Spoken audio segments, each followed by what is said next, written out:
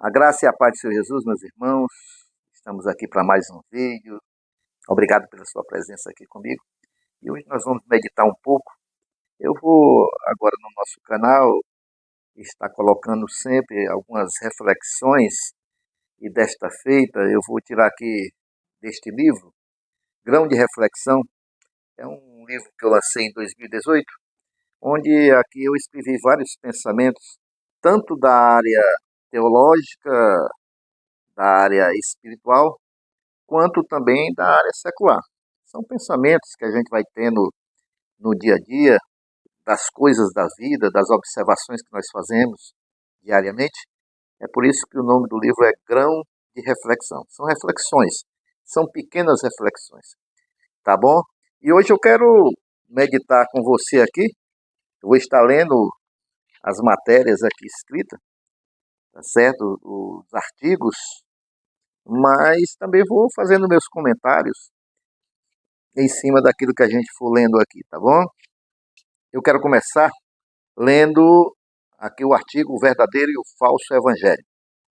Nós sabemos que nós vivemos dias difíceis, onde o relativismo, a gente não sabe mais o que é verdadeiro e o que é falso, devido ao relativismo que é implantado em nossa sociedade. E eu quero aqui fazer uma análise do verdadeiro e o falso evangelho, daquilo que eu escrevi. Eu comecei dizendo assim: atualmente têm surgido diversas novas denominações evangélicas com os mais variados motivos e doutrinas, e na mesma proporção tem crescido o número de escândalos de toda ordem, principalmente os que dizem respeito ao financeiro, chegando até mesmo a abalar a credibilidade das igrejas evangélicas. Hoje nós temos visto diversos escândalos na igreja, apesar que a Bíblia já nos alertava para isso. Nós sabemos que temos vivido tempos difíceis. A igreja hoje tem sido impactada por muitos escândalos, tanto na área financeira, como eu citei aqui, como em diversas outras áreas. Apesar que a Bíblia já nos alertava para isso, nos últimos dias haveriam escândalos. Devido a tudo isso, muitas pessoas têm criado uma resistência de receber um evangelho ou querer visitar uma igreja evangélica, mesmo sendo de uma denominação séria e que quer única e exclusivamente levar o evangelho de Jesus. Ou seja, esses escândalos estão, de certa forma, vacinando as pessoas contra o evangelho de Jesus. Porque as pessoas que não têm o discernimento, não têm o entendimento ainda, elas pensam que as igrejas são tudo igual, cheias de escândalos, né? E mesmo que haja igrejas sérias, as pessoas criam uma certa resistência hoje ao evangelho devido a estes escândalos. As pessoas estão ressabiadas e desconfiadas. Nunca sabem se quem está lhes falando é alguém que verdadeiramente está a serviço de Jesus e quer lhe levar o evangelho da salvação, ou um embusteiro que, embora com a Bíblia nas mãos, deseja, pelo engano e distorção do evangelho, somente tirar proveito financeiro. Então as pessoas estão ressabiadas, estão com medo. Há um ditado, né? Não é ditado. Ah, as pessoas dizem que todo pastor é ladrão. De onde vem isso? É dos escândalos, dos falsos profetas, dos falsos pastores. E tudo isso advém de uma fama má, infelizmente, que recaiu sobre a igreja devido a esses escândalos. O artigo continua assim: devido a estes embusteiros, chegamos à triste realidade de muitos acreditarem seriamente que no meio cristão só há vigaristas. E quando se fala em pastor, então, aí o caso fica mais sério ainda. É o que eu acabei de falar aqui para meus amados irmãos. Algumas pessoas encontram dificuldades em identificar o verdadeiro evangelho em meio à avalanche de heresias e falsas doutrinas que estão sendo propagadas diariamente, tanto nos púlpitos das igrejas quanto nos lares. quer sejam por meio do rádio, televisão ou das redes sociais. Então, é uma outra questão seríssima, né, que nós temos vivido, são as heresias. As pessoas, no intuito de atrair novos membros, introduzem heresias, o falso evangelho, barateamento da graça, e tudo isso também, de certa forma, tem causado impacto àqueles que são de fora da igreja. Porque as pessoas, elas desejam transformação de vida, que o evangelho proporciona. Na medida que as igrejas estão mudando ou querendo mudar o evangelho nas suas distorções, porque o evangelho nunca vai ser mudado, não é isso? Mas as distorções, isso também vai causando impacto para aqueles que são de fora. E principalmente nos tempos de redes sociais, que os escândalos se propagam de uma forma muito rápida. Não só os escândalos, os falsos ensinos, as heresias também. Quero aqui sugerir um método muito simples de se diferenciar de imediato o falso evangelho do verdadeiro. Ora, esse método não necessita de conhecimento teológico profundo, mas tão somente de observação. Consiste no seguinte: em primeiro lugar, veja bem, como a gente vai diferenciar o falso evangelho do verdadeiro evangelho. Em primeiro lugar, o verdadeiro evangelho tem como base as coisas espirituais, tais como a salvação da alma, a obediência a Deus, etc. Tudo aquilo que a Bíblia destaca e tem voltado para as coisas do alto. Já o falso tem como base o enfoque nas coisas terrenas e a busca de prosperar financeiramente e também como fazer sucesso nesta sociedade. Então é uma diferenciação muito simples de se fazer a priori. Primeiro, se é uma igreja que tem cuidado da sua alma, da salvação, fala da cruz de Cristo, o porquê da cruz, porque o Cristo veio a este mundo. Se ela está falando sobre isso constantemente, do cuidado da sua alma, do cuidado para você não voltar ao pecado, mas cuidar da salvação, essa é uma igreja séria. Mas se uma igreja só fala em dinheiro, só fala em sucesso, só fala em se firmar nas coisas desse mundo, a gente deve ter muito cuidado. Então, em primeiro lugar é isso, tá bom? E em segundo lugar, continua o artigo, a pregação dos falsos mestres é geralmente no sentido de que Deus está sempre obrigado, aqui eu botei entre aspas, porque ninguém obriga a Deus, tá bom? Deus é o Senhor e nós somos os seus servos, as suas criaturas. Então, ninguém obriga ao Senhor. Mas essas falsas igrejas, geralmente, prega e ora e no sentido de que Deus está sempre obrigado a mudar as situações que nos cercam. Deus tem que dar o carro novo, Deus tem que curar, Deus tem que fazer isso ou aquilo. Então, isso é uma distorção. Deus, ele faz da vontade dele, de acordo com a vontade dele e na hora que ele quer. Se há igrejas que dizem que coloca Deus contra a parede para Deus fazer isso, fazer aquilo, essas igrejas, irmãos, isso é heresia, tá bom?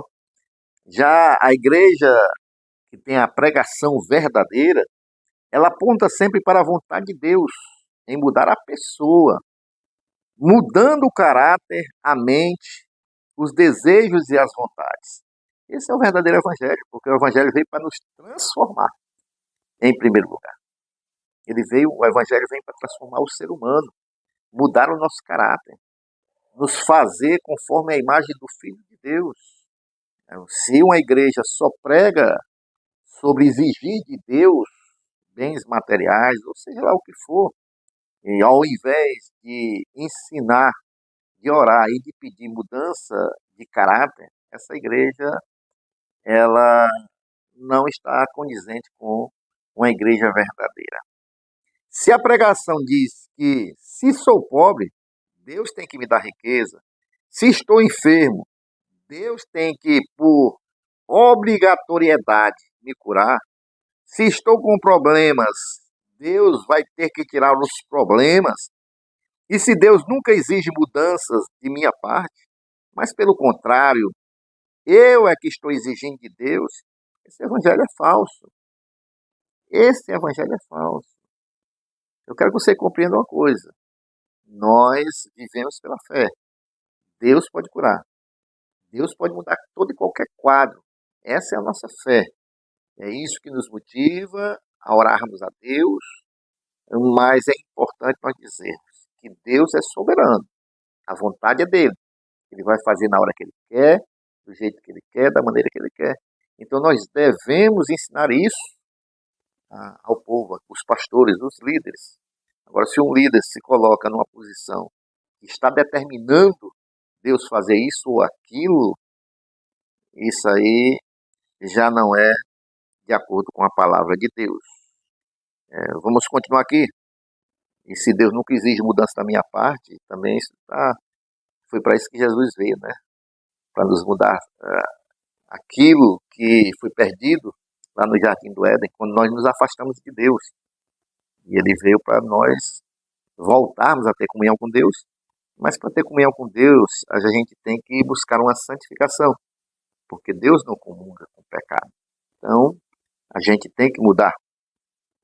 Embora Deus tenha poder e possa fazer todas as coisas, como eu acabei de falar, ele não fará pela vontade humana ou pelos métodos humanos empregados, fora do respaldo da palavra de Deus. Então, tudo o que nós formos fazer tem que estar respaldado pela palavra de Deus, se está de acordo com a palavra de Deus. Quando, porém, o que está sendo pregado no púlpito é para gerar em nós mudança e dependência de Deus, como diz lá Lucas 9:23, quem quiser me seguir, tome a sua cruz, negue-se a si mesmo. Então, o seguidor de Jesus, ele tem que negar-se a si mesmo.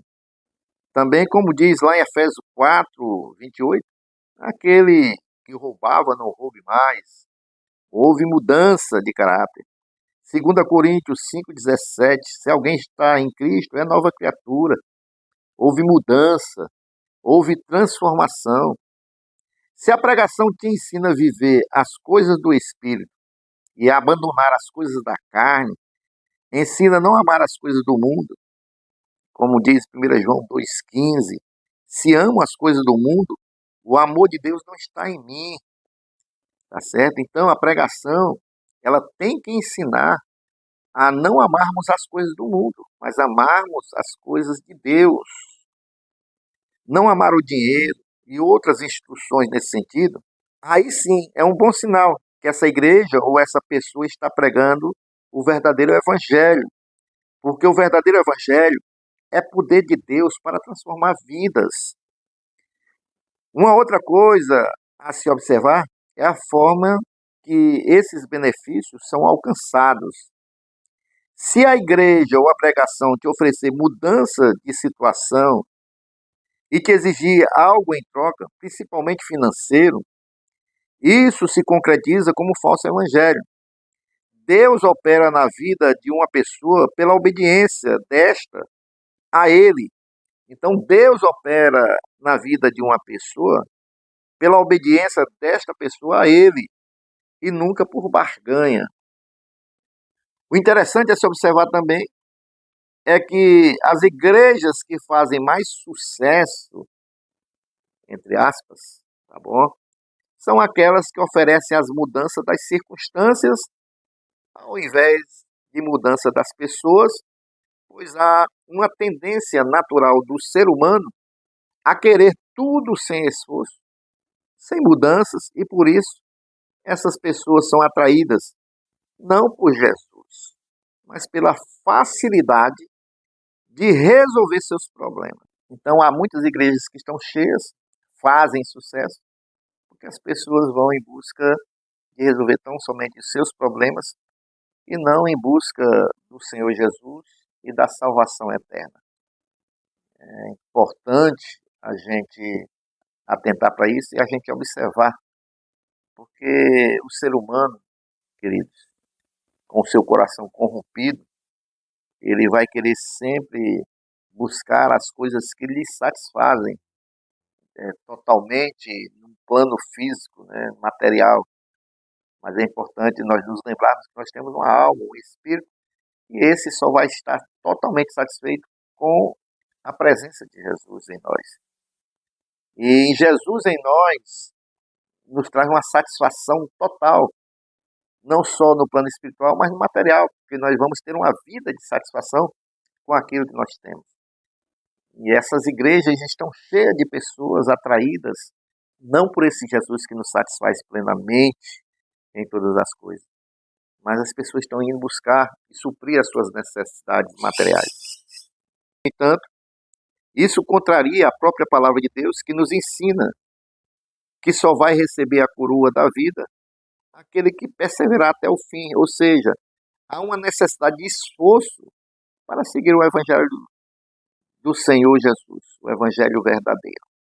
Então, há necessidade de perseverar, porque tem que se ter um esforço. É importante ressaltar ainda que a oração pedindo mudança de situação não é errada, tá certo? Há um problema na família, lógico, nós temos que orar.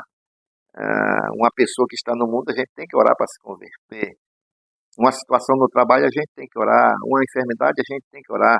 Isso não é errado, pessoal.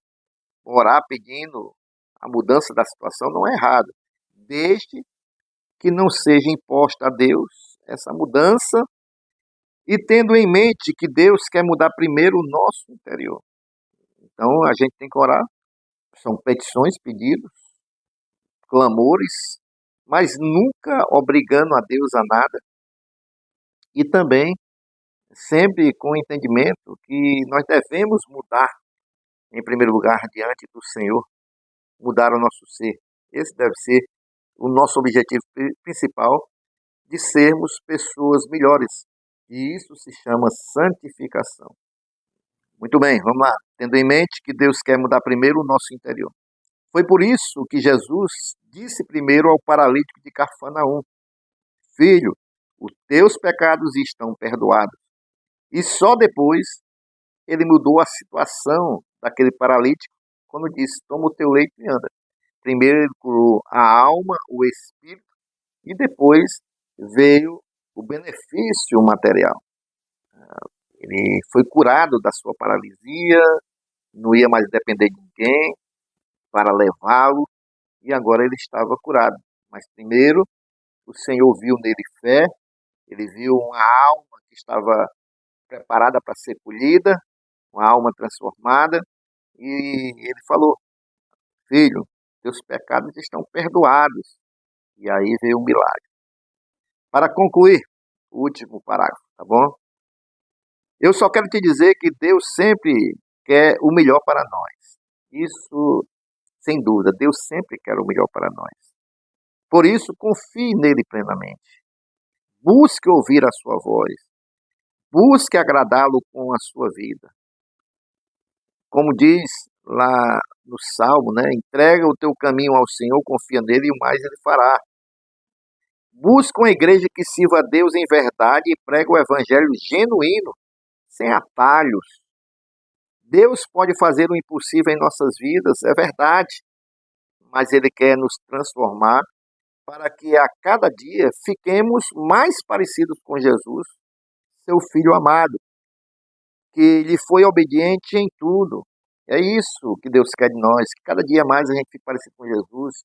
Ele é o nosso exemplo, Ele é o nosso mestre, é o nosso Senhor, e nós devemos nos espelhar em Jesus. Deus é um Deus abençoador, não porque eu o coloco contra a parede exigindo, ou porque eu faço uma campanha de 7 dias e dentro deste período ele obrigatoriamente terá que me abençoar. Não, Deus é abençoador porque ele tem prazer em compensar a nossa dependência e ver a nossa submissão e, acima de tudo, em nos ver reconhecendo que a maior riqueza é a salvação eterna e a vontade de vivermos eternamente em Sua santa presença. Tá ok, meus irmãos? Era esse primeiro artigo. Nós vamos estar vendo sempre um artigo aqui toda a semana. Hoje nós podemos ver aí a diferença do verdadeiro e o falso evangelho. Mais um artigo desse livro, né, O Grão de Reflexão, pastor Flávio Neres. Ele também está à venda na Amazon, tá bom? Pesquise lá, Grão de Reflexão, pastor Flávio Neres, e você pode encontrá-lo e baixar aí para você ler ele por completo. Mas nós vamos estar aqui sempre lendo os artigos e comentando. Se você gostou desse vídeo, compartilhe, tá bom? Com seu irmão, com seu amigo. Se inscreva no nosso canal também. E até o nosso próximo vídeo, se Deus assim nos permitir. A paz do Senhor, meus irmãos.